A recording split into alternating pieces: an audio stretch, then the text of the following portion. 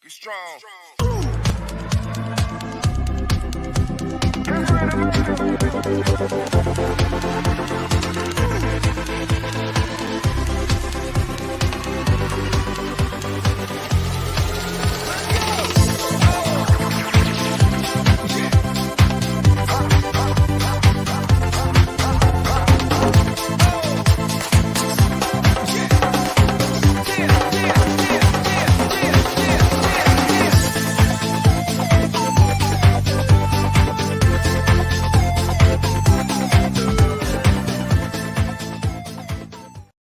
Alrighty, well, a very good morning and a happy Tuesday, January the 3rd of 2023. Thank you guys for tuning in to the throw-in. My name is Justin. You guys are listening to us live on Facebook, Twitter, and YouTube.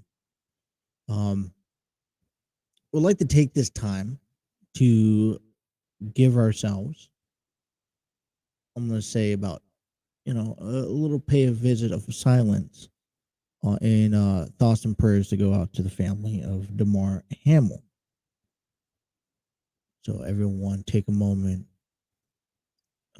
if you don't mind, to pay our tribute and respect.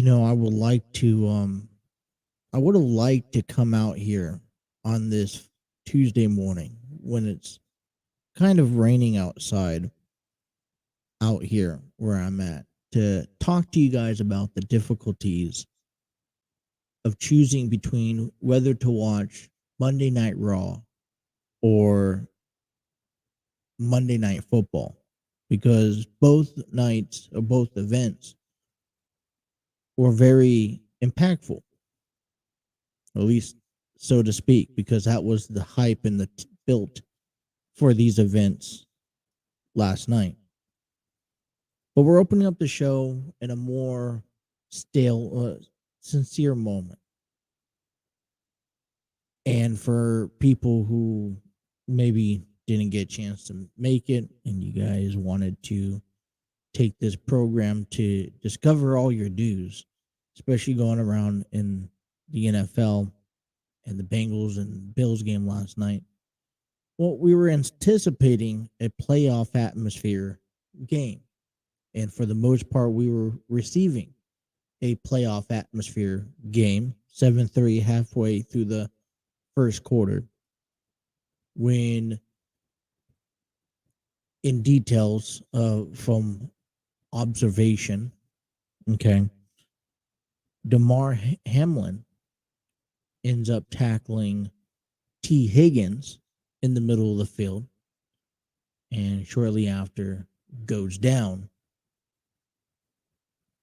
CPR was given to him and he was rushed to the UC in Cincinnati. Under review, for the moment, it was a human-like moment. I was kind of distraught and loss of words, and I was unsure of exactly what's going on. We've seen and we've heard and we've seen injuries, significant injuries happen on the field. It's part of the game. Happens all the time. I mean, you've looked at Tua's, throughout this season alone, having to deal with his concussions. Excuse me. And you have broken bones. You have people who the injuries are real, right? Moments on the field are real. And then, but when someone collapse on the field and it requires medical staff and professionals to come onto the field to deliver immediate CPR, rushing them to the hospital, waking up at 4:30 in the morning to discover that he's still in such critical condition.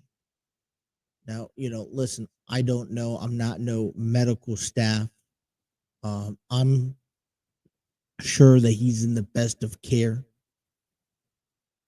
and I'm not going to go speculate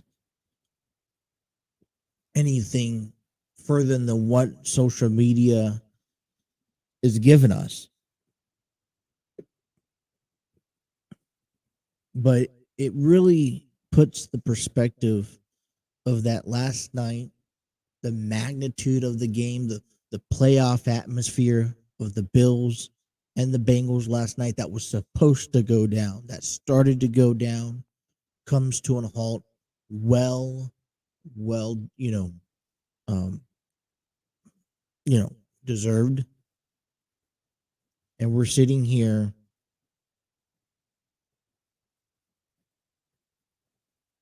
this morning, Tuesday morning, January 3rd, 2023, taking it slow, trying to probably best describe and have a conversation with you guys about what happened last night.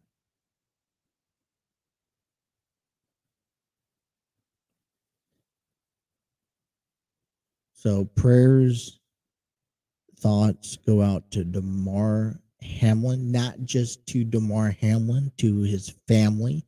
I know, according to reporters, his family, his mother was there in the crowd. She was taken away to go with him. Um, you know, the prayers go out to the Bills game, and it's because throughout the game, in the moment, first of all, the Bills and the Bengals game was postponed or delayed because of the Rose Bowl, and they didn't want to conflict with television scheduling, and they didn't want to conflict with viewership. They wanted to give it audience the chance to finish watching the Rose Bowl and then to come over to watch Monday Night Football and see best of both worlds. So the game initially already started behind. Bengals run down the board, run down the field, scoring 7 points in the first possession. Bills return the favor, scoring 7-3, with just a little over 5 minutes left to go in the first quarter.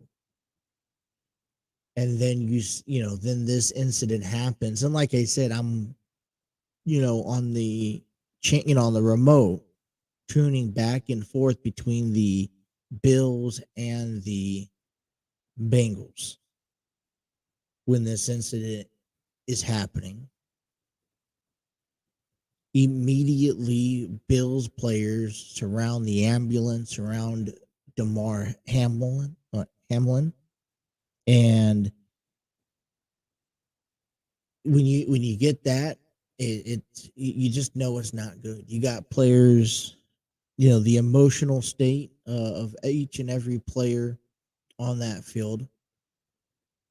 And I'll give more respect to the individual coaches because you could sense, that right after when the coaches got together, the determination that this game was not going to be played yesterday. And so, we're expecting us to sit here today, hopefully to talk about the Bills and the Bengals recap. It's going to have to wait. Postponed to the Bills and the Bengals until further notice. They haven't decided. I know, listen, there's going to probably be some sort of controversy over the next few hours, 24 hours, 48 hours of maybe how the NFL handled things. It's always going to be someone that's going to criticize. But As of right now, obviously the Bills and the Bengals did not complete their game. It is suspended. The game is, we do not know when the game is going to be held, if the game is going to be held.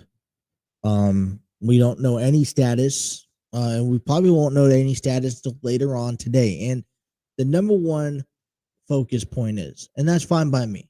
All right, I don't care for the Bills and the Bengals.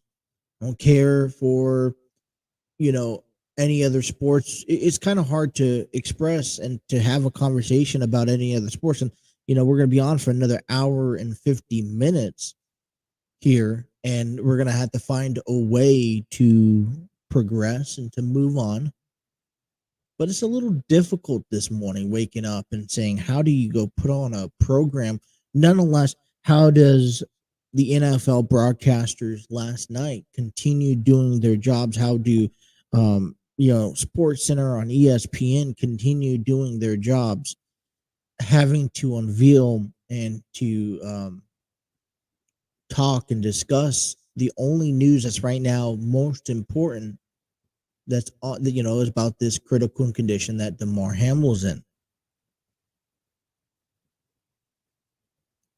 So, yeah, it's going to be a slow morning. I will rest assured that. So I apologize for anyone who was looking to really get it into deep today. And I was hoping to get into deep today, but we're actually, listen, I have my list here, my game plan. Matter of fact, it was interesting because, turning on to the game last night, I was, going back and forth trying to put together today's program. I was like, all right, how am I going to do all this? Getting all the bowl stuff done, talking some sports, talking some wrestling. And rest assured, we'll talk about some sports today. We'll talk some wrestling, but, you know, this precedes all of it. This is a reality check for a lot of people. This is a reality check for me. It's you take don't take it for granted. Don't Football is just a game. I was tuning back and forth trying to listen into the coverage and see if there was an update being provided, and I was going back and forth, and I was tuning into wrestling, and I was just like, how can you watch WWE, or how can you watch any other sport when that's on the other channel this is going on? And when you start talking life or death in a sports game, we all go. I played football. I've wrestled. I played football. I played baseball. I've had my fair share of sports growing up, and there's at no point, like you said, injuries is a part of nature. It happens to the in the game all the time. But to have this type of injury it's you don't even want to consider. It's not anywhere along the category of a sprained ankle, broken bone, concussion. I mean, this is that next level that really no one ever expects to see, especially on a live coverage, or really is or wants to see. And it's not just not just as intense and not just as emotional to the players and the families, but you're feeling it around the world today. There's news coverage almost every sports channel. There's tweets coming out from every football team in the NFL and more, when it comes down to covering everything that is revealing last night. So we will see how we progress this morning, and exactly what we get through talking about on day 2 of this. It's supposed to be a TNC Sports Talk relaunch, because I think this is a little bit more important to cover to everyone. All right. We're going to take our first time out today. you guys have any ideas, any thoughts you guys want to cover, I mean, we will get into sports. We will try to find ourselves together, pull ourselves back in, and have you guys a sports coverage because Monday Night Raw still went on last night. And NFL news heading into Week 18. I don't know how much we'll talk about the NFL. Maybe try to steer away a little bit from that. Um, I have I want to start presenting to you because we got our top 100s from 2022, and I was going to share at least from 76 to 100 and take every day to go down until Friday we hit the top one of 2022. So I would like to do that. We'll just see where today takes us and all around the sports world. If you guys have comments, you guys want to weigh in, please feel free to do so. Like I said, thank you guys for tuning in on a Tuesday morning right here on YouTube, Facebook, Twitter. And let's make the most of this morning as we wake up and we check on the condition of Damar Hamlin. So let's take a break. Let's come on back. Let's try to regroup and refocus. Thank you guys for tuning in. Hit that like, share, and subscribe button. You guys are listening to the Throw In with Justin right here on the TNC Sports Talk YouTube channel.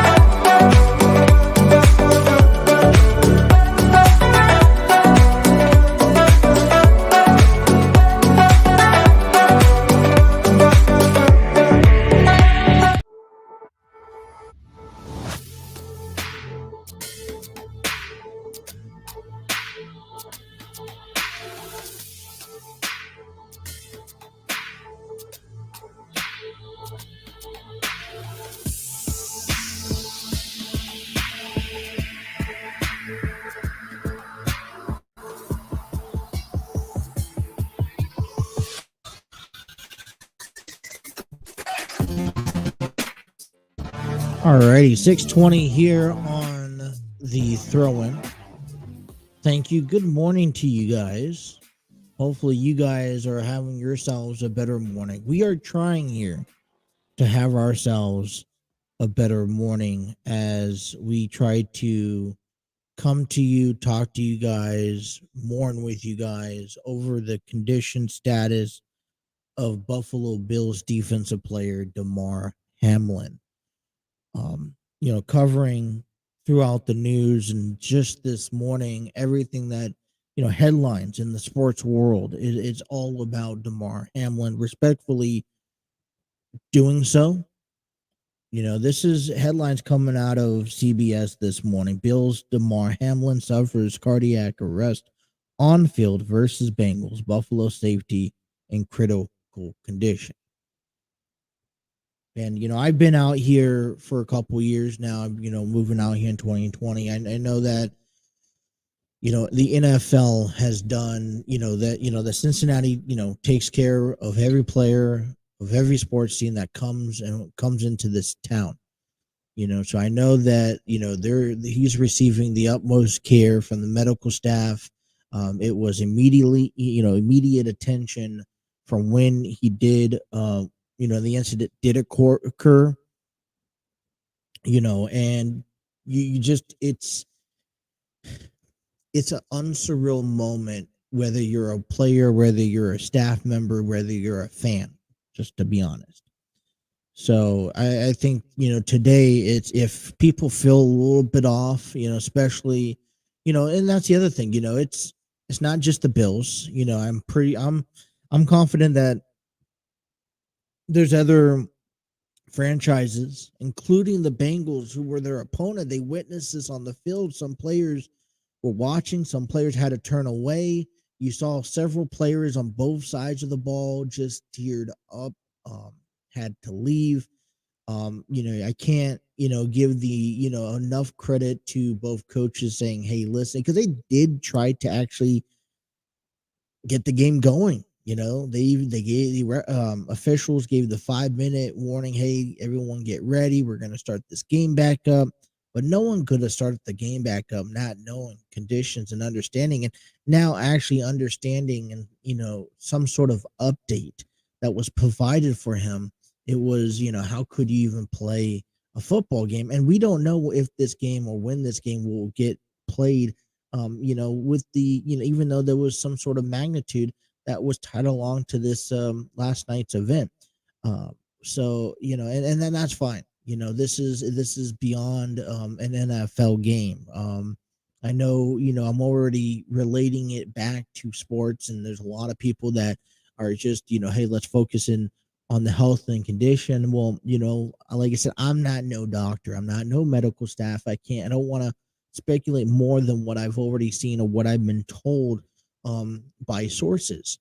So like I said, from what I've observed, it was an unsurreal moment. It took me several hours to even comprehend what was going on. And on top of that, it really, I really didn't. As soon as that happened, my eyes was glued. I was trying to distract myself by tuning on something else. Turning on a Monday Night Raw, or looking at some sports, trying to get this program together. Well, you know what?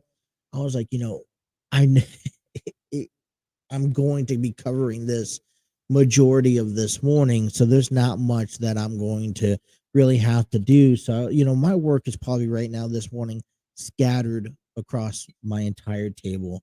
I was going to put up some more decorations last night, or not decorations, but some more of the, stuff behind last night, and it didn't happen, because of, the complex of this. It was just, I was kind of confused. I was kind of lost for a long period of time. I think I'm still so on surreal this morning when I woke up, that still reread the news and so you see the articles. And the other thing is too is that this is something that's happened in Cincinnati at Paycor Stadium. It was just a couple months ago, where earlier on a Monday Night Football game where Tua Tagovailoa was injured with another concussion. Now, we can go on and say that yeah, that happened, because of protocols not being taken into place. But every time someone especially gets injured, doesn't matter who, what side of the ball they're on, every time something that happens like that on your turf, in your home field, it hurts 10 times worse. And I'm not saying that Paycor Stadium is not an unsafe environment for players. That's not the case. Or, that the Bengals are unsafe. Because like this incident was a simple Damar Hamlin tackling T. Higgins, head, body to body. I didn't, people are gonna go dive deep into that. No, it was just a tackle. And it happens. And it's just, I think the other thing that I really gravitate, that I really find concerning, and I think for not only, this situation last night, but it's moving forward because both teams are now dealing with this. It's not just the Bills, and I know the Bills are going to probably suffer the worst out of this, but it's both teams that have to deal with this. And it has the it's not something that happened during practice, not something that happened while someone was off on their own. This happened during a real live game situation. So the next time both teams, especially the Bills, come out to the field and they take the next snap, it's going to be just that much more emotional. And people are going to be that much more observant, um, over to see the careness, um, for each individual, and moving forward, it's not like their season ends next week for both teams. It's not like, hey, you could throw your hands up and say, you know, all right, I'm gonna, we're just gonna go ahead and get through the week, and or we're gonna forfeit the week or whatever the case may be because of this situation, and just everyone go home and be healthy. you know these two teams have to go out, and still somehow find a way to compete next week. And you know that you hear it all the time when something like this happens. All right, this game goes out, the playoff run gets dedicated to somebody, and I'm sure that you know Damar Hamlin will be dedicated, not only in Buffalo but across the NFL over the next few weeks and throughout the remainder of the NFL season slash postseason. But I mean, the mentality, the mental, the emotional state that the next time Stephon Diggs hits that field or Josh Allen goes on that field, or even Joe Burrow after witnessing what they just witnessed, um, it's going to really take an effect. It may very well, and I'm just wondering how much of it will affect their, postseason run, nonetheless, any other team. My other concern is, so we got to head to a break here, but my other concern is, because we'll try to move on topic after we come back, but, you know, s- you know, the NFL. It's not like we haven't seen ambulances, injuries before, or scenarios like this before. It's a rare occasion, but it's not like we haven't seen it. We've seen it before. But the problem that we run into is now, as an NFL, as Roger Goodell is approaching this and having to really handle this, um, situation, and it's a nature situation. It's not something that was, all right, you could slap a fine on. It's not like someone's being punished. No, it's no one's at fault. This is just, something that happened, in the spur of the moment for Damar Hamlin. And it's like, okay, so how does the NFL handle this? And you know that the NFL, before they say anything, they really want to make sure that they cross their T's and they dot their I's when it comes down to handling the situation. That is one of the reasons why it took a little longer than normal to officially suspend the game last night. I think it was well over about an hour and a half before even the stadium was given that clearance that, hey, this game is just not going to happen. We knew. I mean, I think even Buffalo Bills and Bengals, knew as soon as that, as soon as they left the field that this was not going to take place. And you got that unclarified hint early on when they started removing stuff from the field. But it's one of those things that, all right, well, NFL it's a business, right? So even though they are, concerned and want the health and safety for all their players and staff members, they're like, all right, well, all right, we will cancel this game for now. Will it be made up? Does it have to be made up? How important is it for it to be made up?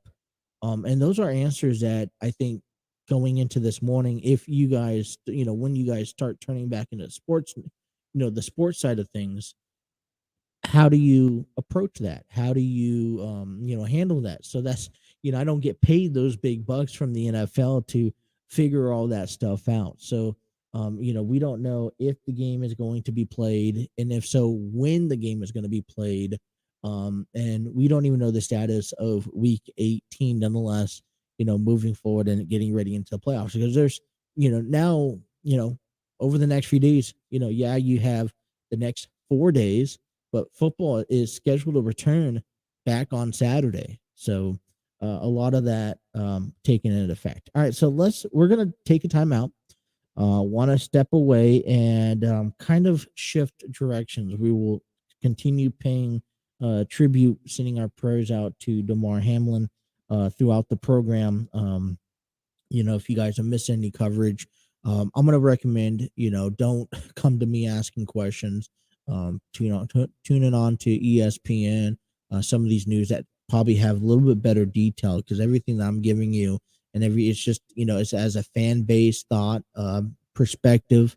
And it's basically whatever I could read on sports news like CBS Sports and whatnot. So when we do want to come back, I want to talk a little bit about the bowl games, because bowl games continued yesterday. Rose Bowl delayed the Bengals and Bills game yesterday, and a couple of things are happening, getting ready and set into the 2023 NFL draft. So we'll cover all of that. Don't hit that. Don't go nowhere. Stay tuned. We'll be right back here on the Throw-In.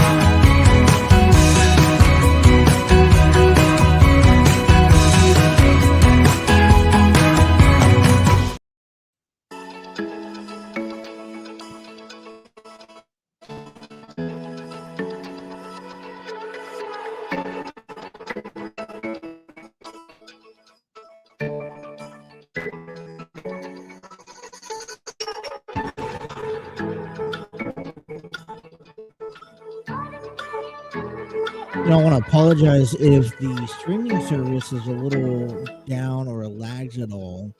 It's currently raining outside my location, and just based off of where I'm at, I know that there has been ups and down problems with connection. So if you guys are on any end, feel free. Please pardon the take of any lagging or cut service. But welcome back to the throw in. My name is Justin. You guys are listening to us on the TNC Sports Talk YouTube channel. I'll give a big shout out to StreamYard Studios, the proud home of the TNC Sports Talk YouTube channel, where you can create your podcast, host virtual business meetings, conduct interviews, and much more. You guys can check out the free version today at StreamYard.com.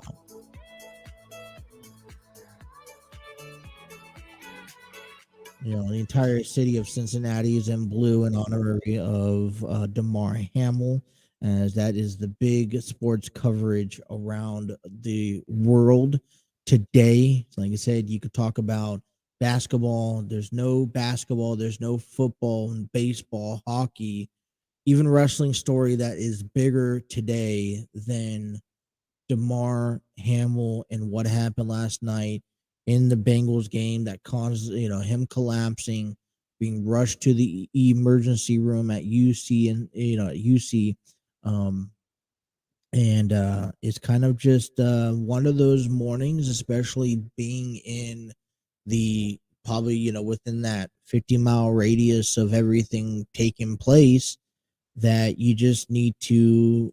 It's kind of a tough pill to not a tough pill to swallow, but it's kind of difficult to kind of wrap your head around. So we try to advance ourselves and continue talking about the world of sports, at least over the next day. And if there's any information that we come across with during our time, then we will be more than adequate to share with you. And like I said, we're not doctors, we're not professional staff. We're just, I'm just one person right here sharing his thoughts and his opinions about what he saw and what he's reading. So, um, hey, as much, let's try to, I would like to try to move on, and try to move on with some more bowl games that continued yesterday. Hey, it's the New Year's. Normally, you see the Rose Bowl happen on January 1st, but because of the NFL, they postponed everything up to January 2nd, which was a Monday. A little new to me, to be honest, to really figure out okay, what was the game plan. I guess I'm not aware of this. I mentioned this yesterday. I'm like, I hate these holidays, to be honest. As much as I love the holidays because it's time for family to come around, I really hate the holidays because, it's for me, it's business as usual. And a lot of places are closed. A lot of things are not taking place. But yesterday was a continuance of this whole New Year's weekend in the sports extravaganza. We had the Relia Quest Bowl in Tampa, Florida, taking place yesterday. Number 22 Mississippi State defeats Illinois 17-10.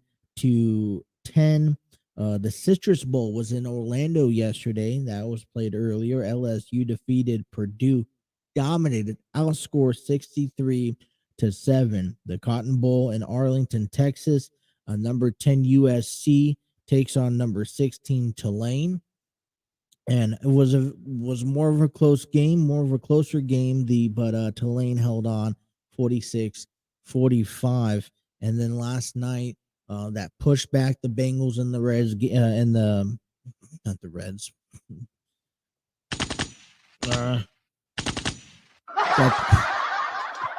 Press the wrong button. I gotta laugh at myself sometimes. But the Rose Bowl, Pasadena, California, yesterday. Number 8 Utah taking on number 11 Penn State, 21-35 final score. That is your bowl games as of yesterday. And then you get into some sports today coming up with local wise.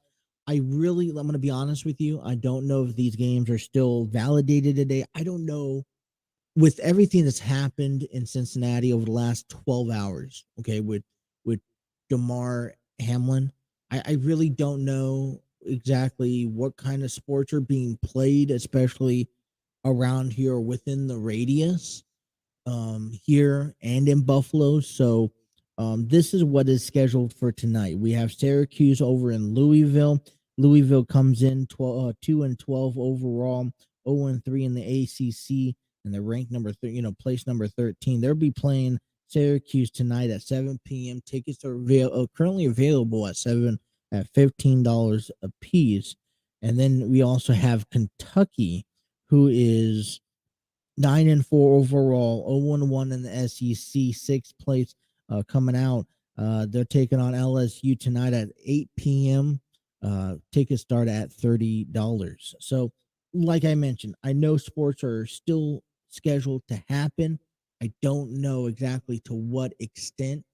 In some places, if they are going to happen, sometimes, a lot of times, depending on the situation, they will take time away, take time off to gravitate and kind of recoup out of respect, out of tribute. So we don't quite know just yet where that is all headed to.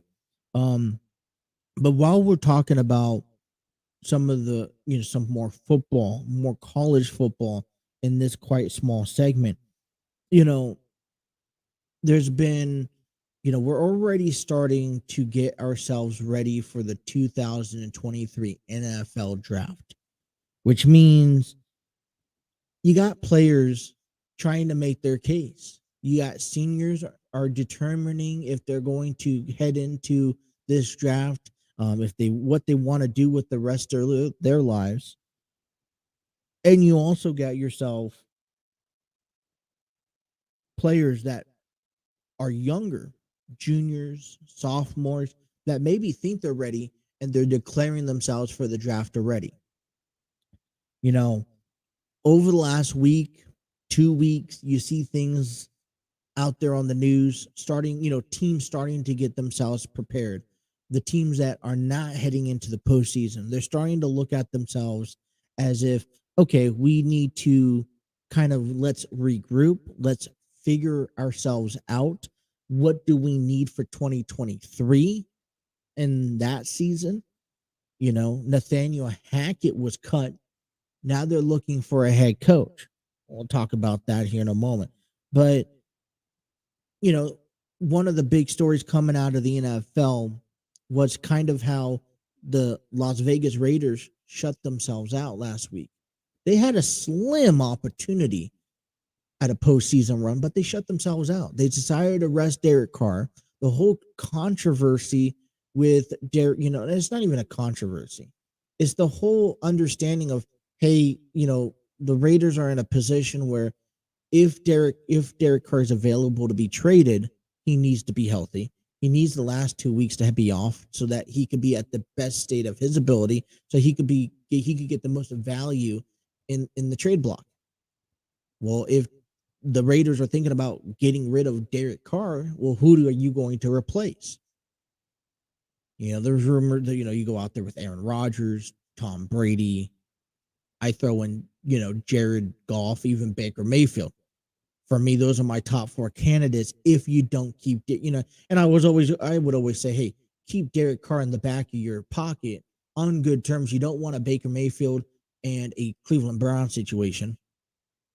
Keep Baker Mayfield in the back of your pocket, good terms, just in case.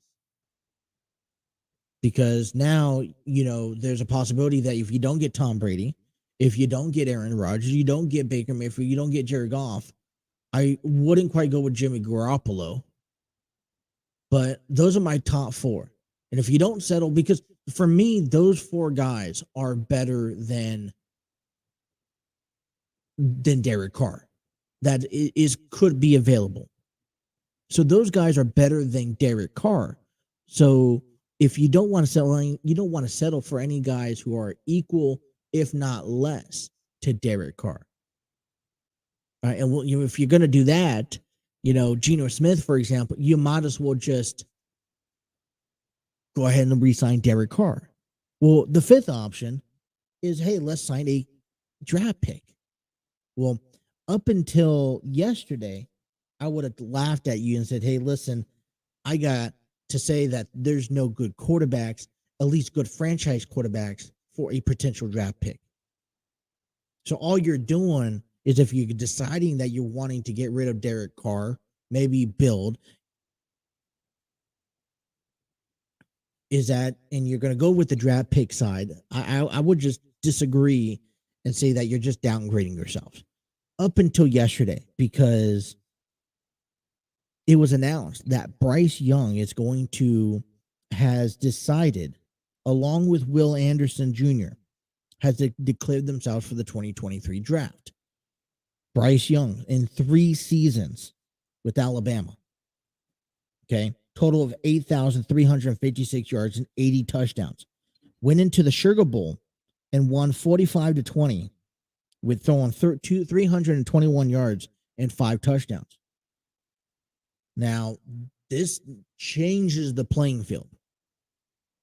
I don't know who's out there and who needs a quarterback. I don't necessarily think that Las Vegas needs a. Derek Carr is still a good quarterback. I'd pick Derek Carr over Russell Wilson today. You understand just how much Derek Carr has been through over the last few seasons, having to move from Oakland to Las Vegas at the beginning of his contract signing, having to move from having to deal with the personnel complications over the last few years with head coaches, finally getting settled into this head coach, taking the team to the playoffs last season, never really shows any signs of being injured or hurt. I mean, he's a good quarterback. I wouldn't say he's Patrick Mahomes level, but I'm gonna throw him more to the line of Justin Herbert. Okay, I know Justin Herbert right now is being seen in the category and in the conversations with Patrick Mahomes, Josh Allen, Joe Burrow. For me, those 3 guys are still staying. You got your veterans in Tom Brady and Aaron Rodgers, and then you get those elite 3. Justin Herbert is kind of right there in the midst of it. Derek Carr still in that conversation as well. So Derek Carr is a good quarterback. I don't know why Las Vegas wants to trade or get rid of, other than maybe I think of salary cap.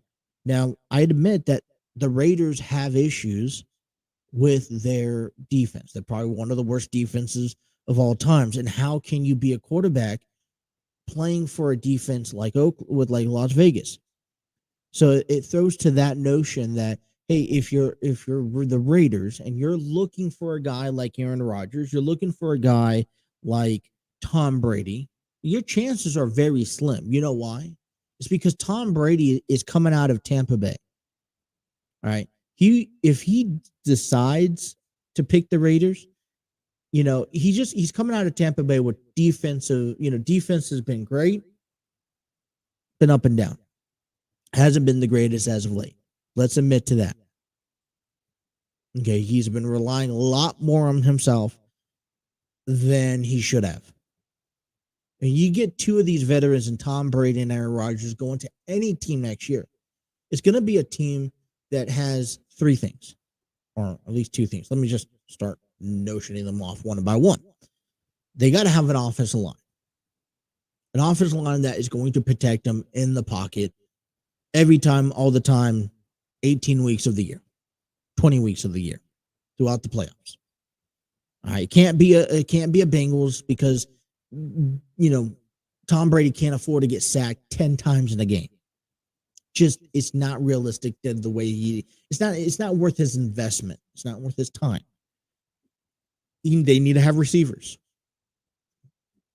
What is Tom Brady's one problem? Not enough receivers. You got Mike Evans, but you only got one guy. And the same thing going with Aaron Rodgers. He got a whole bunch of younger guys to pass to, but they're not developed. They're not no Devontae Adams.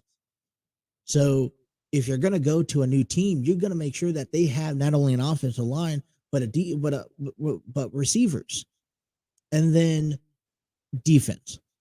You got to have a defense.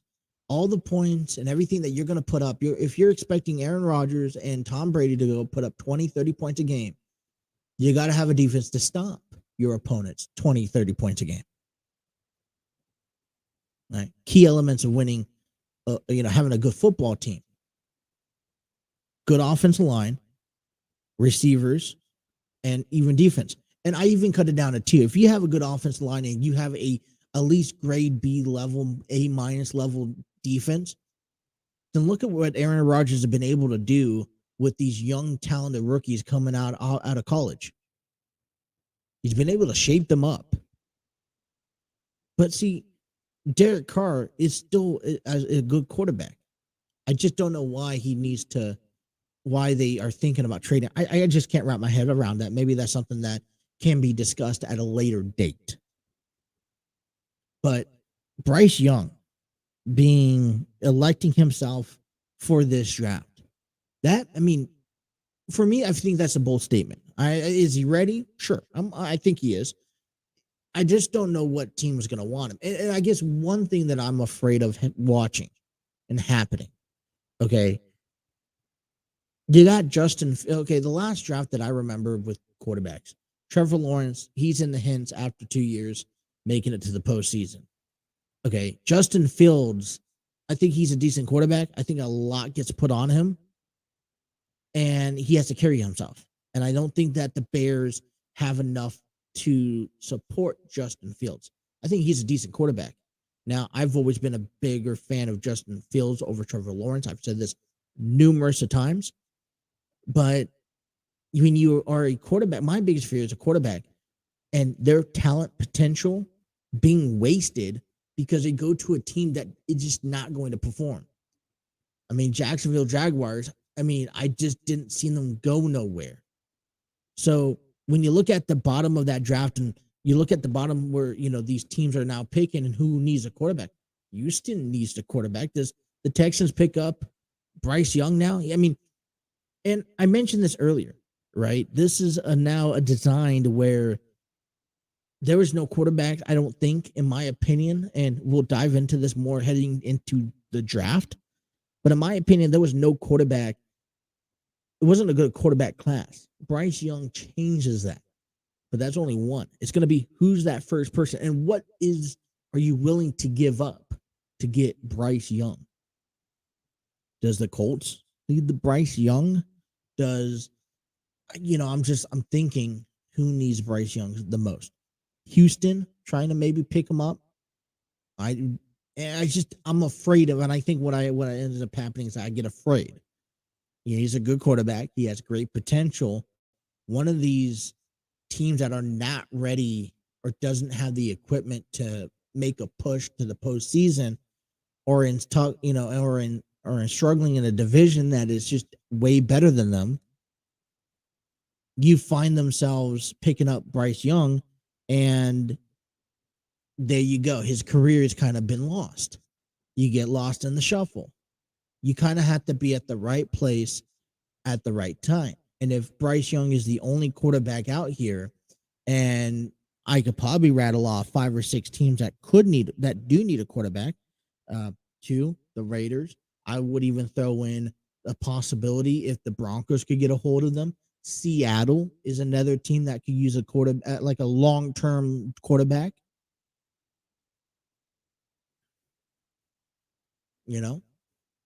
The Saints could use a quarterback. The Colts could use a quarterback. The Texans could use a quarterback. Enough said. But it does change the complexion on how this draft is going to be presented. I'm not too much of a draft person. I don't get into too much of an analytics with the college players just because I'm not familiarized with who's out there on the market. But all I know is that Bryce Young and Will Anderson Jr. coming out of Alabama being declaring themselves for the 2023 NFL draft. All right, we have reached the end of our number one of our program. Like I said, the focus point this morning is going to be primarily around Damar Hamlin, who received I guess, cardiac arrest during the Bengals and Bills game earlier last night. He was rushed to the UC where he's being treated. He's in critical condition, and the sports world right now just sends thoughts and prayers out to him, his family, teammates, um, and anyone else. As a fan, as a not player of, as a former player of the sport, in any sport world mourns over what is happening right now in Cincinnati. So we will take a break. We will continue moving on, talk a little bit more about what is going on, and giving you any other updates. And we're making it through on a Tuesday. So take a break. Be right back. You guys are listening to the Throw-In right here on the TNC Sports Talk YouTube channel. About to leave, already packing. Come with me, I'm not really asking.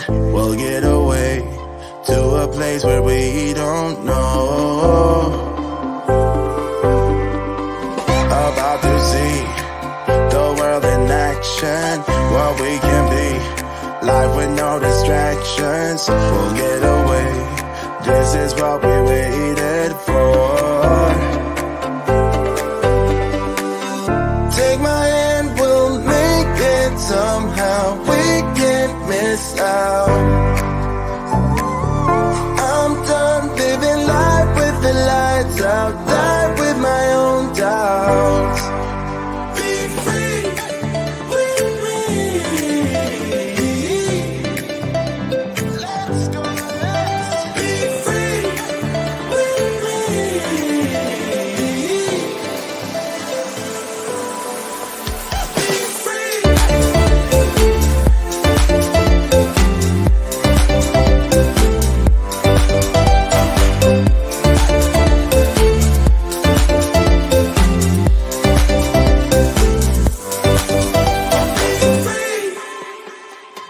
Now looking back, eyes on the freeway, Bonnie and Clyde, a classic cliche. We're on the run, this is what we waited for.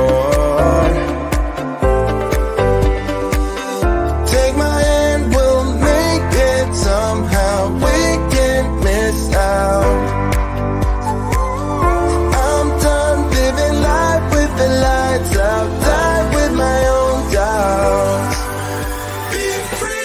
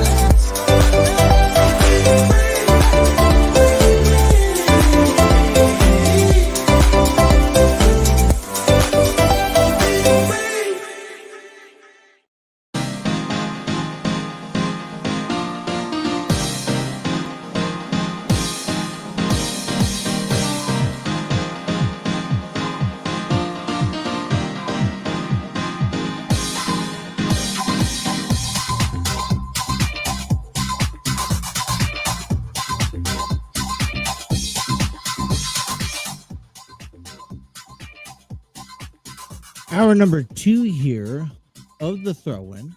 I want to give a big shout out to Epidemic Sound. Discover your world-class artists, composers, and bands. Find the perfect soundtrack and give your social media account the music they deserve. Epidemic Sound is a royalty-free music link. For more information, check out epidemicsound.com.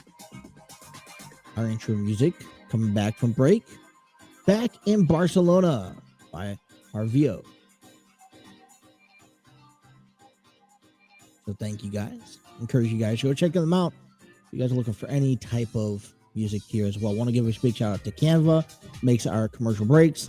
Also, again, want to give out a special shout out also to Spreaker, who provides us our audio platforms. You guys can now download and listen to us on Spotify, Apple Podcasts, Google Podcasts, iHeartRadio, and much more. If you guys are creating podcasts and want to make an income based off of the amount of people who are listening to your podcast, be able to head on over to Spreaker.com, be able to monetize your work, add in ads and whatnot. Check out Spreaker.com for more information. Now, I use Spreaker. Now, I think I have yesterday's episode up. The problem I had with yesterday's episode was that when I went to my video pad, because it's been so long since I've been, since I've had to edit an audio, video pad just didn't want to work. It let me edit it. It just wouldn't let me download it. So I had to download another source, which I'm getting familiarized with, and it's a little just different. So I will, I'm working on that. I think I'm going to re-edit. So yesterday's episode I uploaded, I had to upload it with the ads and then the commercial breaks.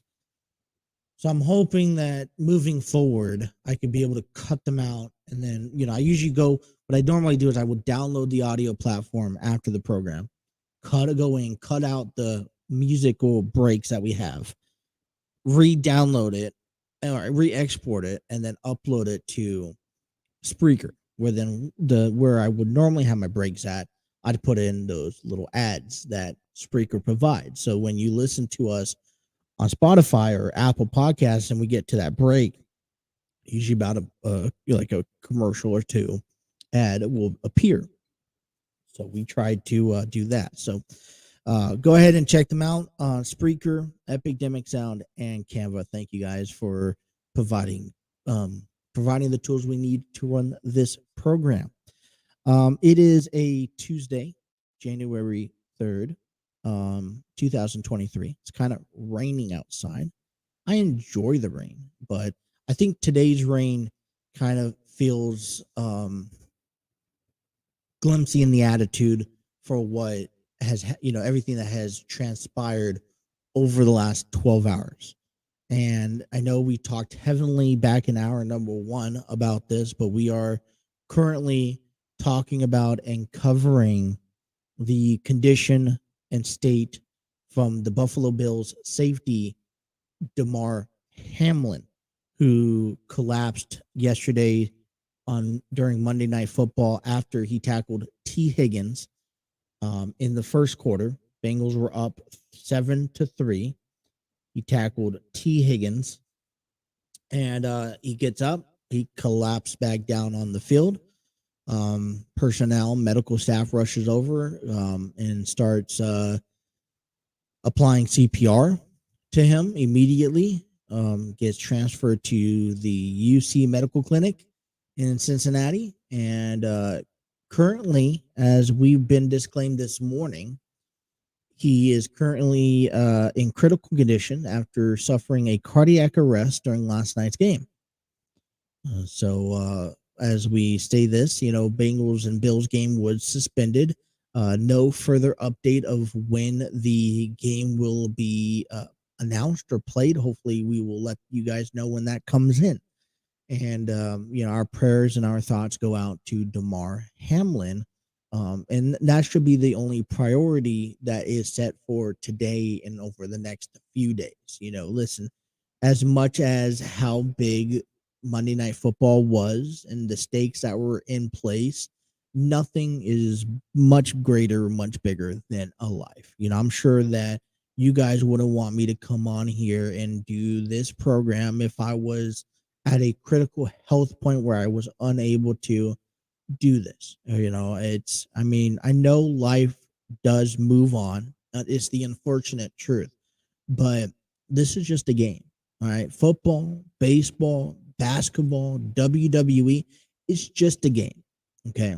And nothing is more important. No championship, no win. Nothing is more important than someone's health at the end of the day. So we sit and mourn to Damar. We pray and we wish the best for Damar, his family. His mother was in the crowd last night, was taken down to head over to the hospital for him. He's only 24 years old, drafted out of in 2021 from Pittsburgh. I mean, this is only a kid. I'm 27. I say that because I remember being young and saying, "Hey, these are kids and they're my age." No, this is a young person who just got out of college and just started his career in the NFL earlier this year. He stepped in, and he really made his mark, and that's why he was in last night's game. Um, it's an accident. It's not something that can be corrected. It's not something that we don't know the details on his health prior. I don't know any of that. Um, so I mean, there's no pointing fingers, not to anyone, not even to the NFL, not to Roger Goodell. I'm thankful that right now I'm listening, I'm looking, at the sport. I'm looking at the Sports Center. I'm looking at the NFL Network, and yeah, this is going to be the talk of the day at least, probably the next couple of days. But no one's pointing fingers, and that's I think what you got to take away is that you got to come together at the end of the day. It's just like if you're a Bengals fan, you just can't you know you can't hold anything. It's a game. It's a sports. Everyone comes together for the fun of it, and they made the correct decision last night, suspending the game, and when we get back to playing football, I don't know. We'll talk about it then. Um, with that being said, I mean, I'm just one thing I'm going to reiterate. I'm worried for the players. I'm worried for the franchises, especially for the Bills and for the Bengals, the two teams that actually had to endure and witness this happen during their game. And one thing that I guess I get worried about the most is how, because eventually the season will continue. Like eventually the postseason will take place. And eventually a Super Bowl will happen this year. I don't personally believe, and I'll be utterly shocked to see anything, the remainder of the season gets postponed because of this. But, I do believe that this continues. Both teams are at a postseason mark this year. And so I guess my next concern is making sure that these players and these coaches are receiving also the proper care, whether it is some sort of therapy or conversations that these players could be in a mental and emotional state of mind at the end of when this is all said and done. That's my focus moving forward. We're going to let the medical staff deal with Damar Hamlin. We're going to let his family observe and report back to us and, moving forward. But now my concern is directed also towards the players of the Bills, the Bengals, and you know what? The entire sports world, especially anyone close. I know the other NFL teams. It's now important that these men are getting the proper treatment in to become to have the right state of mind mentally and emotionally to move forward, because yeah, it's one thing when you have this type of accident during practice or incident during practice. It's one thing to have this incident at home throughout the week. It's a whole nother level to watch this incident unfold during especially an intense game like last night was built up to be. Yeah, I'm sure that the Bills and the Bengals and players are going to dedicate games and the rest of the season and the postseason and even the Super Bowl to Damar Hamlin, and rightfully so. but it is crucial that people take a step back and they also check on these players because they're the ones who had to endure this. They're the ones who actually had to see this on the field. And I mean, even T. Higgins got up, tossed the ball to the referee, didn't know. I mean, he saw Hamlin go down, but he didn't know what was going on. No one knew what's going on at the time. All unfolding in a matter of seconds can really take apart somebody or even a team.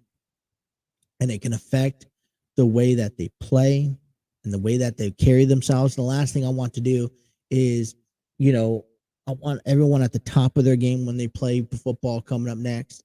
And it could also cause more injuries because if you're not in the right mental state of mind because of it, or especially when you hit the field again, if you're not emotionally there, then you're asking yourself to get hurt, and that's what we're trying to avoid here, moving forward.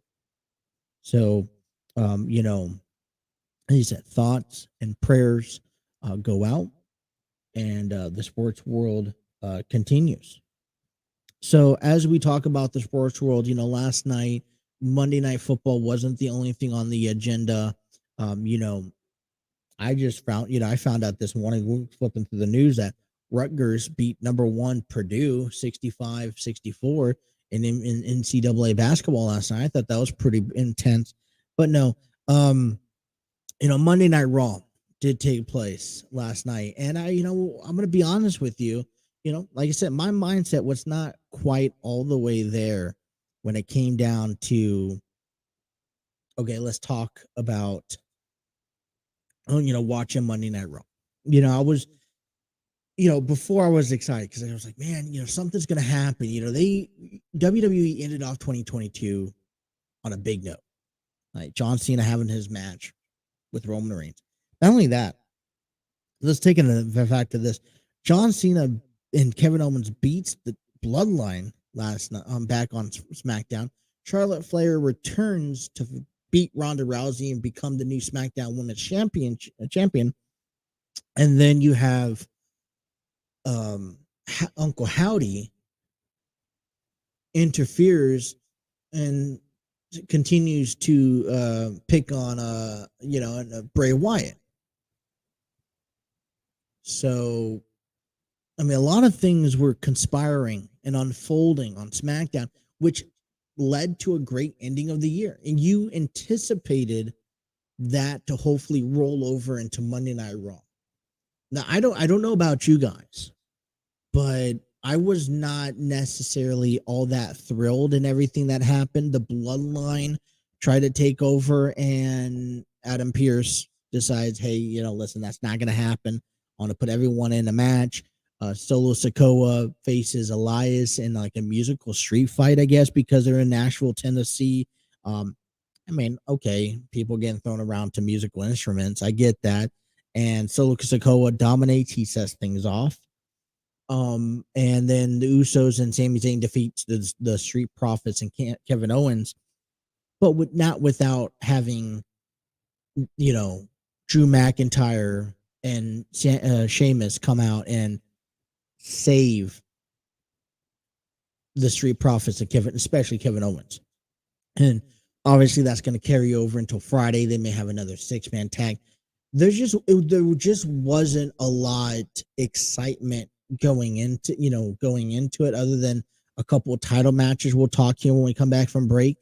But then also the conception of, hey, I just don't quite. The Bloodline, there's more to the story that needs to be answered. Solo Sikoa is supposed to be the mediator that keeps everyone in line, everyone in check. He set the standard last night by being the first Bloodline member to have a match in 2023 and beating Elias. And now then he had to come back out and get involved with Sami Zayn and the Usos.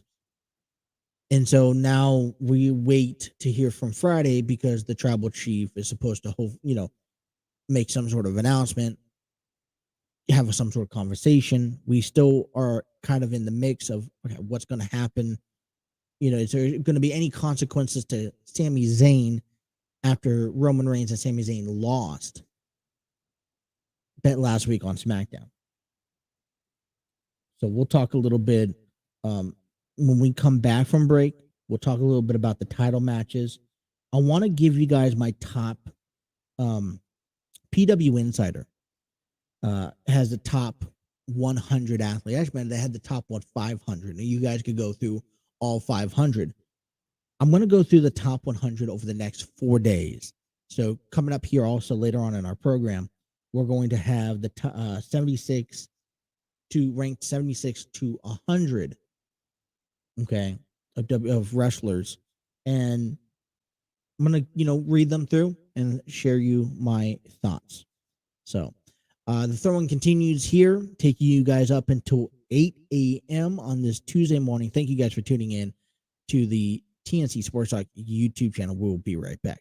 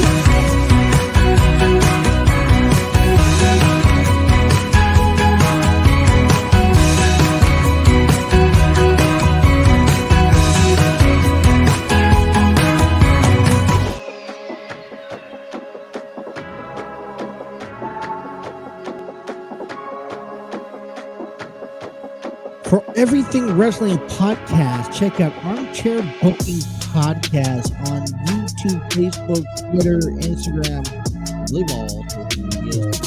You guys can also download their podcast and don't miss any episode on Spotify, Apple Podcasts, Google Podcasts, iHeartRadio, much more.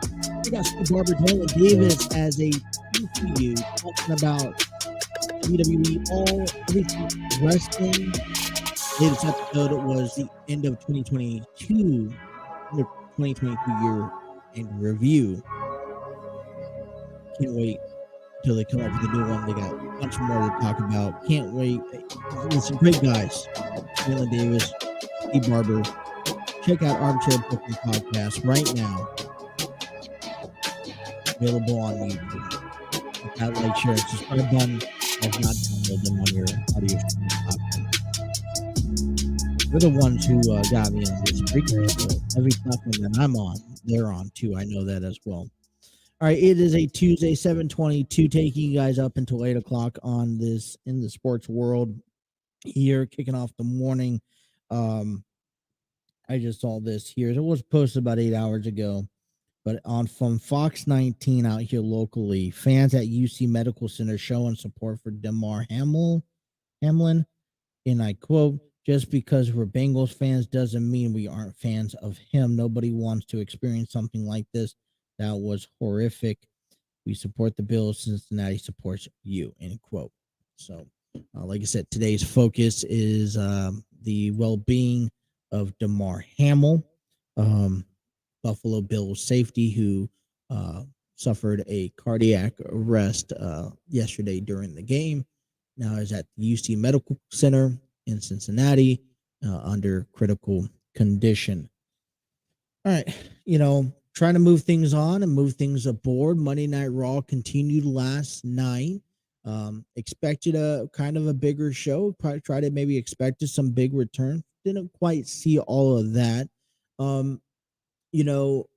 There obviously is more to this Bray Wyatt story. And what I love so much about this, I was explaining this yesterday a little bit, and I'll bring this back up, is that Bray Wyatt, had a great thing going with him when it came down to telling the story about the Fiend. I think that's most important. And when that stepped away, I think a lot of people were maybe upset about it because he had something going. The last thing that we saw before he left, or the last time that we saw him before he came back earlier, last year, was the WrestleMania match, where then Alexa Bliss comes out of that Jack in the Box state and cost him the match. And we were given an untold story, and I'm hoping at some point down the road, Bray Wyatt is very creative. And I hope at some point down the road we can continue seeing that. And maybe that's the direction that we're seeing in with how Alexa Bliss continues to exfoliate herself back to Bray Wyatt and the mind games. You had stuff on the Titantron, but I think that was just a reinsurance because I don't think everyone saw, and I know I didn't see during the match last night, where Alexa noticed fans in the crowd wearing Uncle Howdy's mask.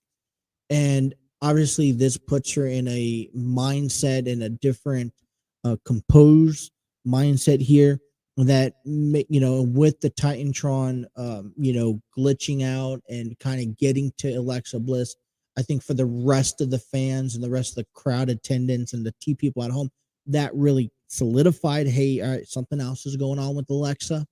And she ended up outbursting herself on the referee, Bianca Belair, getting herself disqualified, costing her the Raw Women's Championship. Now, all she had to say to Byron Saxton last night was that, hey, I'm in control. Now Bianca's in my mind. And I'm like, okay, cool. Okay, so if this has to do with Bray Wyatt, if this has to do with his gimmick and what he's doing and his storytelling, cool beans.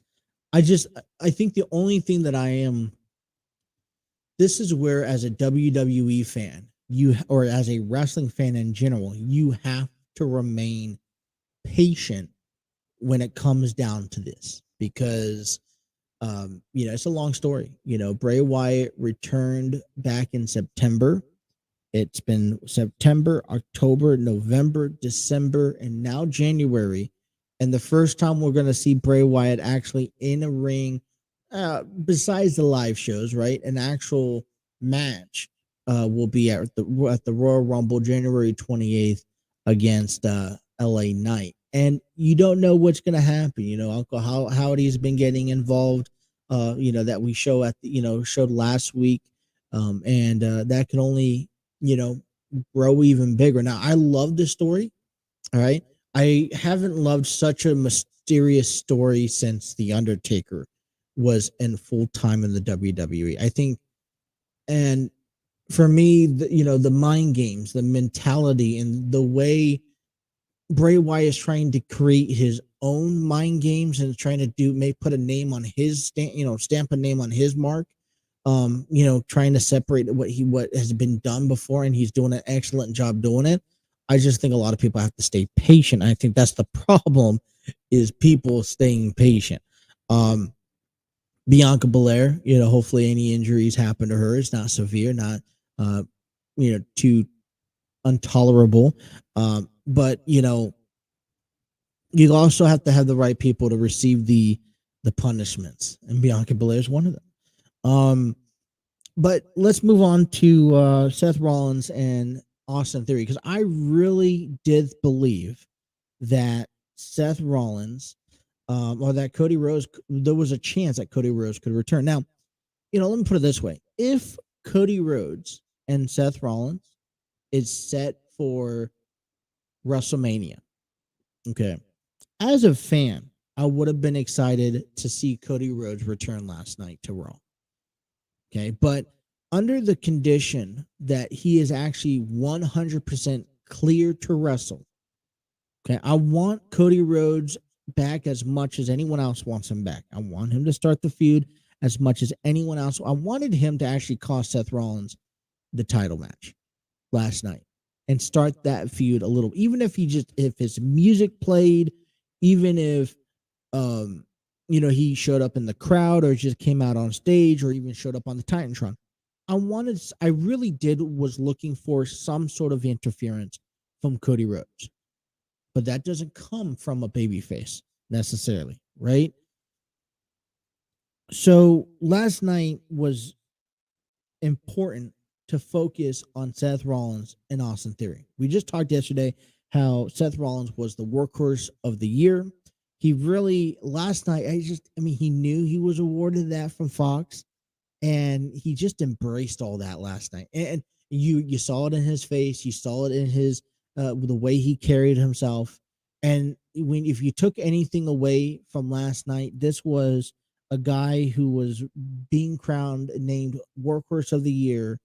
He was just given the most stylish superstar of the year, as well as the match of the year with Cody Rhodes. He has something to brag about, and he wants to go after that United States title. Where on the other hand, Austin Theory is like, man, great, you had a great year last year, but I'm still champion. And for me, Austin Theory is still doing a remarkable job. I know a lot of people are not behind Austin Theory, but last year has been a roller coaster ride, and a lot of athletes who was brought up to the top, brought down, and then now is at a kind of level out place. He's still getting into his own. He's still learning the rhythm. He is still champion. He's still in the conversation. As a matter of fact, he's still in the main event.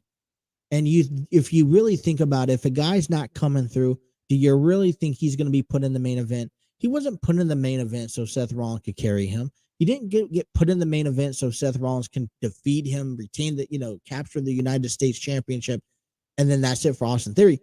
Austin Theory, at the end of the night, he's still champion. He's the one who walked out on top. So although Seth Rollins has had a year to remember, Austin Theory is at the same level as Seth Rollins.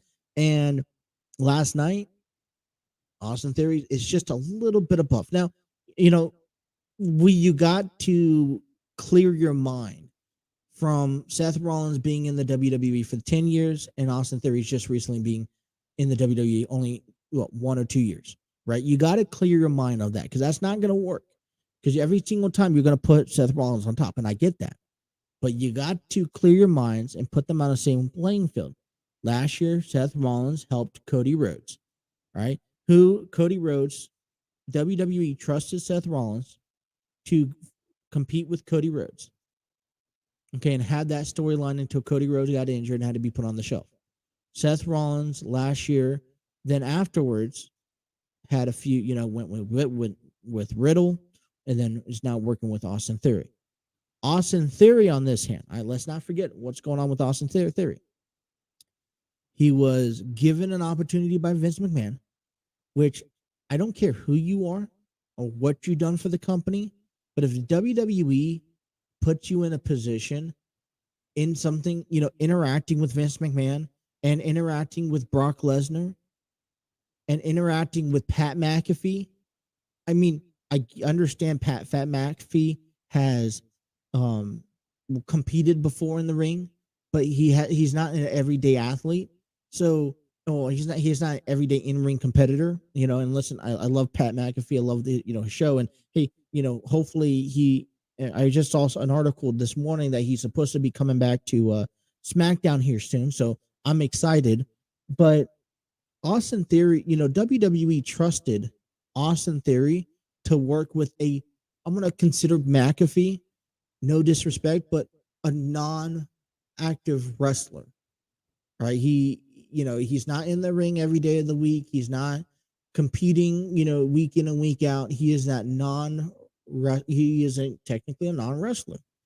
He's had a few matches, given him, but he's not proven himself. So, or not proven himself. He has not really he's not been there, done that for the substantial time. It's not his career. He hasn't made a living off of it. So for me, Austin Theory got the nod from Vince, from WWE, a lot of trust in him, just like there was a lot of trust in Seth Rollins taking on Cody Rhodes to face Pat McAfee. Austin Theory goes on and he ends up winning the Money in the Bank. Now, listen, I get it. He may not be that next big thing that could have, dethroned Roman Reigns, and I completely understand that. But he has still accomplished, that's still an accomplishment in his career. And let's not forget about that. Also, on another note, now these two at the end of the year are now facing each other heading into 2023. So the main focus last night was these two levels. And I listen, as much as I'm disappointed that we didn't see Cody Rhodes return last night, that there was rumors about happening, it's a great tease. But I rather see, and it makes you realize, hey, especially what happened with Damar Hamlin last night, I rather see Cody Rhodes 100%. And I rather have, you have now to April to really set this storyline apart. And especially if they're going to have another WrestleMania match, maybe wait until the Royal Rumble, have him return at the Rumble like they've been claiming and mentioning. And you know what? If he's going to return at the Rumble, I don't want to know about it. I don't want him coming out a week or two in advance and telling me, hey, I'm coming to the Royal Rumble. It's just not suiting for me. So Monday Night Raw last night, we're turning our focus to NXT. Who's being called up? I think we'll probably talk a little bit more about that tomorrow. I want to take a break and come back and give you ranked 76 to 100 in the PW Insider's top 100, available on pwinsider.com. For more, if you want to check out the entire 500 list. So we'll take a break, step away. We'll come on back and continue our program, taking you up until 8 o'clock here on the TNC Sports Talk YouTube channel.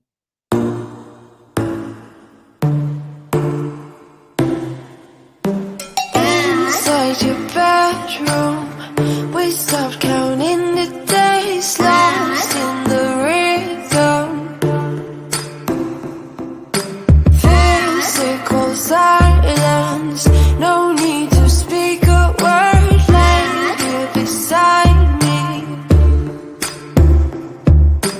Don't wanna move too fast, your lips on the floors, sipping on your love, sipping on your love. I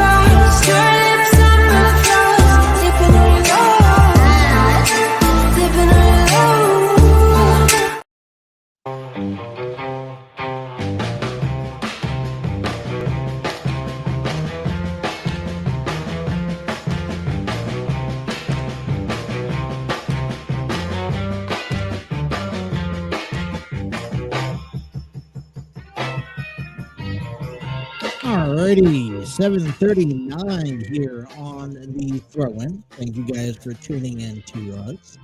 You guys are watching us live from YouTube or Facebook or Twitter, waking up early in the morning. Hey, tonight, check out NXT on the USA Network as we kick off the new year. You know, it's been a fun weekend in the world of sports. A little setback last night, unfortunately, but it continued WWE wrestling wise. It continues tonight. Braun Breaker, Wes Lee, and so many more in appearance. So check out NXT tonight at 8 p.m. Eastern time on USA Network. Alrighty, so talking about WWE storylines, news, and everything else, you know, as the beginning of the year, and you got to have that conversation about who really just stood out in the top of 2021, or you know, now 2022, and you know, there's a lot of guys that we can say, hey, you deserve to be number 2, number 1, number 3. I remember last year's conversation. Roman Reigns was getting up there. Kenny Omega was number 1. Roman Reigns was number 2. And according to our definition and our opinions, they were pretty differently. But we're going to come back. And so what I want to do is eventually give you guys who I think my top 25 could be, in my opinion. But you know, it's always nice. I love, you know, when you do these type of things that you can go off of what the inner, you know, what, you know, for example, PW Insider, who's been a loyal source, time and time again, who kind of has a trademark, and not a trademark, but a tendency of doing these things and providing these lists. So we can kind of compare them up. And over the next few weeks, we want to give out, you know, do things like we did last year, like who was our breakout start of the year, rookie of the year, stuff like that. Well, PW Insider does their top 500 each and every year. They have it of all time. Now they have it, you know, then they also have it as an individual year. So we're going to be taking a look over the next 4 days with PW Insider's top 100. If you want the rest of them, you know, where you guys could head on over to pwinsider.com for more information on that behalf. Now, with that being said, all right, PW Insider, great story. I mean, I think it's a reliable source. I don't know you know, what you guys think. Let me know down in the stores, you know, but we're expecting in the top 100, Roman Reigns, John Moxley, Seth Rollins, and you know, I don't know, you know, Bryan Danielson maybe, Solo Sikoa, Sheamus, Drew McIntyre, Brock Lesnar, possibly. Logan Paul could even be on this list. I have no idea. Now you got to remember, this is all going to probably be male wrestlers, so just keep that in mind and everything. So, but what I'm gonna do is I'm going to read you this top from 76 to 100, and then I'm just gonna kind of give you my thoughts and think if anyone that is in this 25-man list right now that deserves to be there probably should be put down aside. Now, I'm going to be honest with you. A lot of, you know, you don't forget there's a lot of athletes that are coming through from, you know, from Japan. And so I apologize ahead of time if I cannot pronunciate some of these names. I'm not intentionally doing so. I tried, you know, try to rehearse it prior, but it only does so well for me. So I'm going to kick things off at coming in at 100 is Kyle O'Reilly. 99 is Ninja Mac. Satoshi Kojima is at 98. 97 is Jordan Grace. 96 is Austin Theory. Effie is 95. Yuma Aoyagi is 94. Pentagon Jr. 93. Hiromu Takahashi is 92. 91 is Gunther. Jungle Boy is 90. 89 is Riddle. Okay, as in Matt Riddle. Titan is 88. 87 and Axel Tischer. 86 is Alex Kane. Kofi Kingston is 85. Sami Zayn is 84. 83 is Taji Ishimori. Swerve Strickland is 82. 81 is Christian Cage. Keith Lee is 80. 79 is Tatsuya Edno. 78 is Ultimo Guerrero. Carmelo Hayes is 77. And Tomohiro Ishii is number 76. So that is the first 25 that we have from 76 to 100. Tomorrow is going to be from 50 or 51 to 75. And then, so forth up until Friday. Now, running off of this list, okay, Carmelo Hayes seems reasonable. Now, I can only speak off the names that I am familiar with. So I apologize in advance. Is that if there's names that you guys know, and you guys, hey, I want to get your thoughts on this, and I don't know them because I don't watch a lot of New Japan Wrestling. Like I said, my access is probably going to be more familiar with everyone else's access to cable, USA Network, TBS, TNT, and then maybe AXS TV, for Impact Wrestling. But the first thing that comes out to my mind in this, in this list is Theory. And I'm going to be honest with you, Austin Theory, in my belief, should be higher than the top 100 list. I don't know how this list is based off of, if this is strictly just in-ring performances, or if this has to do with the overall impact of how they, what they've done in 2022.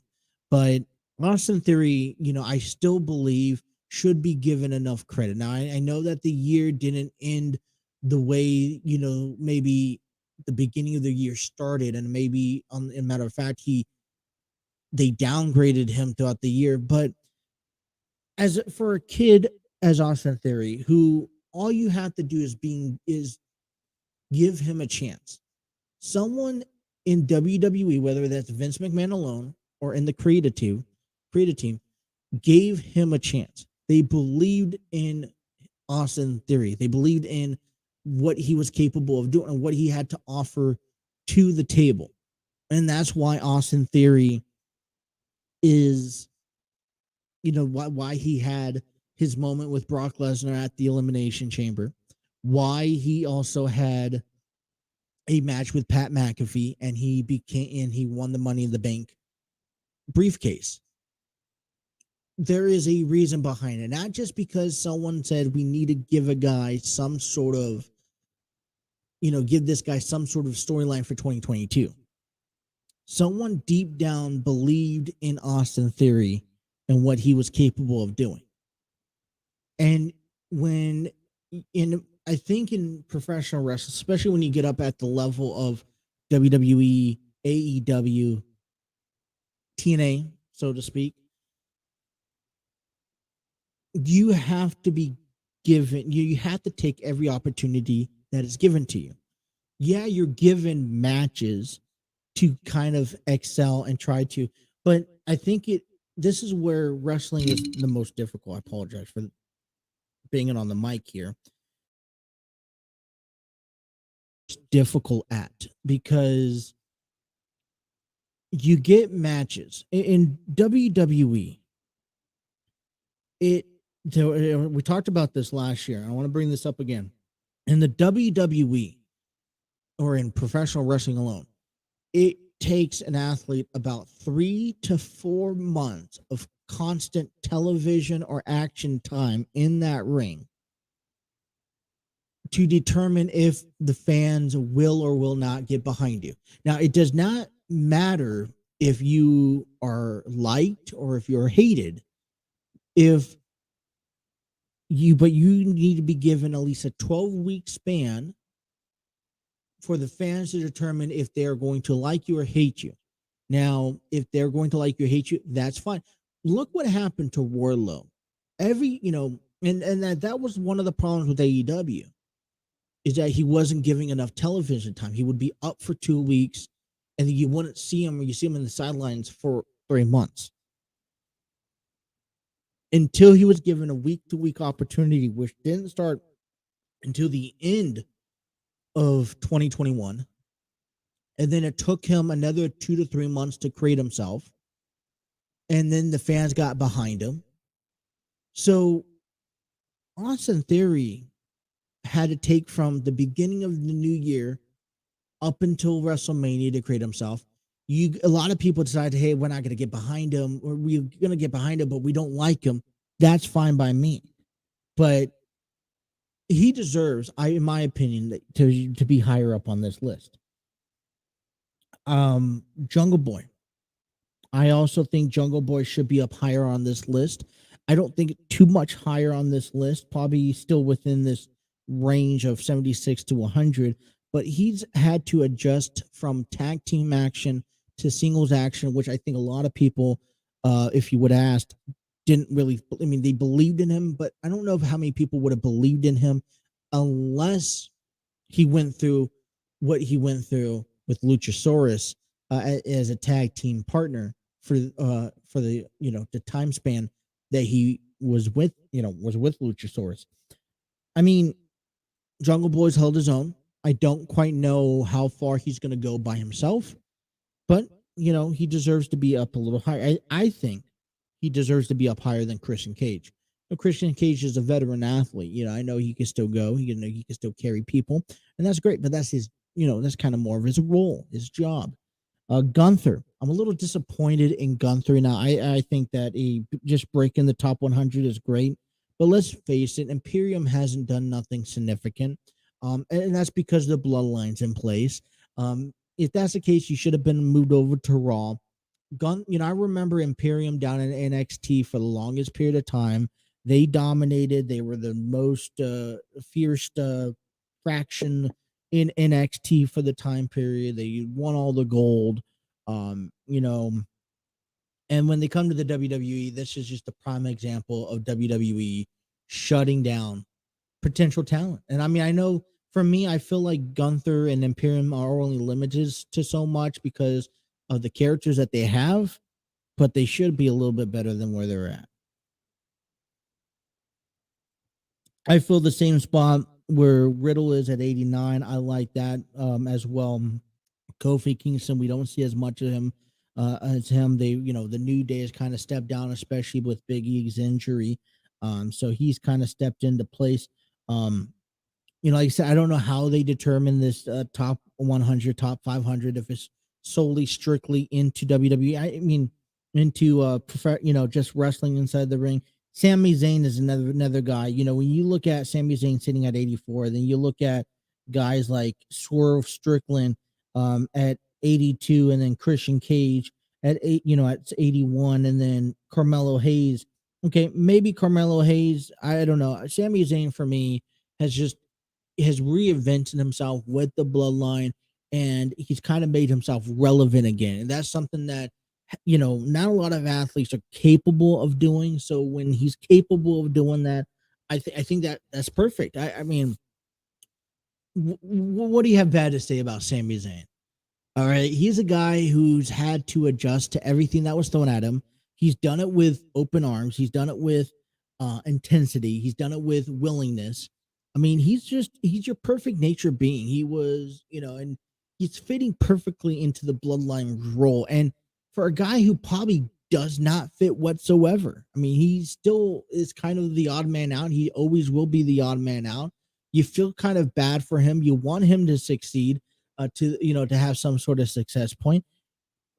He's done his job. He's part of the bloodline that you cannot hate.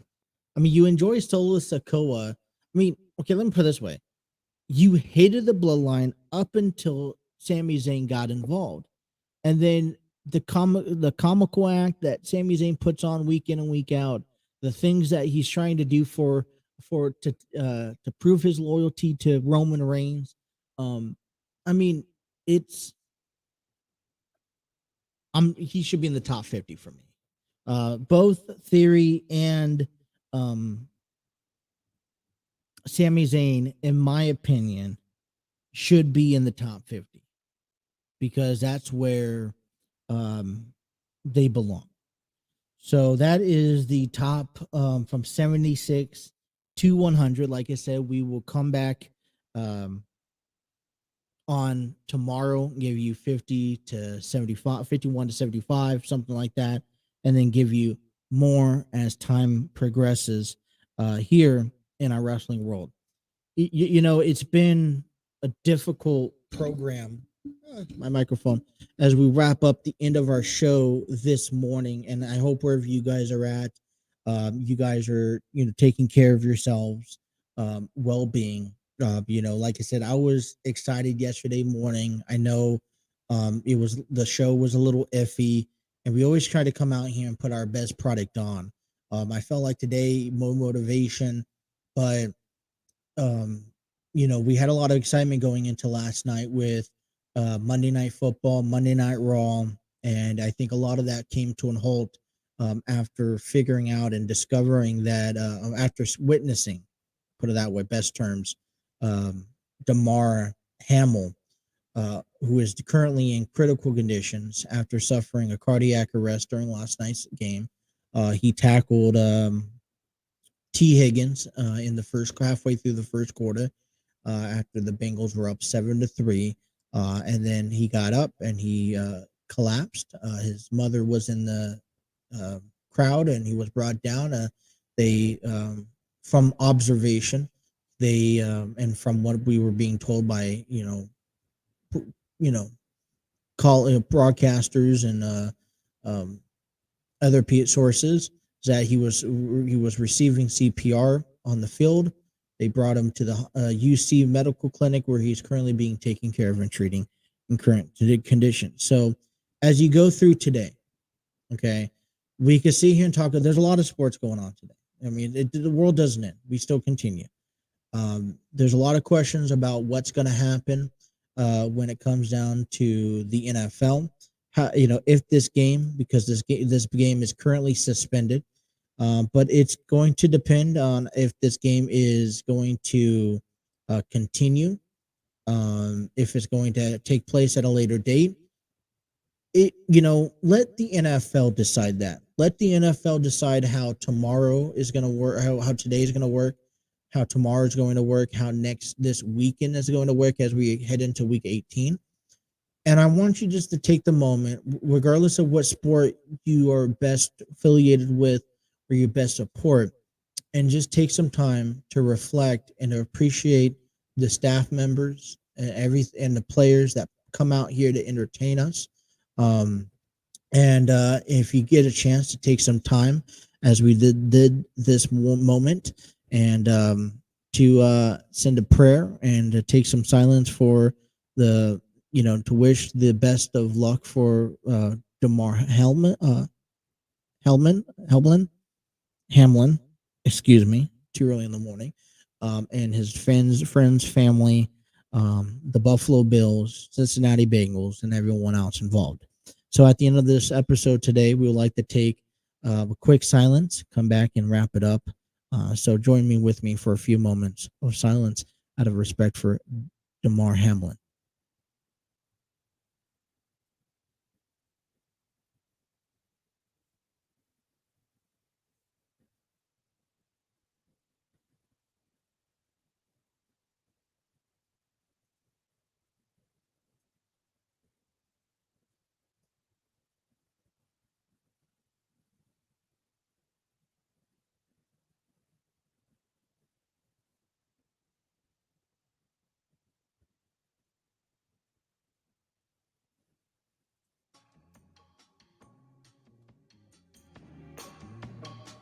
Alrighty, Tuesday morning is in the book. We have come to another end of another episode. We will be back again tomorrow, 6 a.m. Don't head nowhere. I want to thank everyone who's tuned in on YouTube, Facebook, and Twitter. Be sure to download us on Spotify, Apple Podcasts, Google Podcasts, iHeartRadio, and much more. Listen, let's try to have ourselves a good day. We'll come back tomorrow with some more updates. On behalf of everyone that make this possible, I want to give a thank you guys to everyone, and you guys all take care. Have a great Tuesday, and we'll see you guys tomorrow.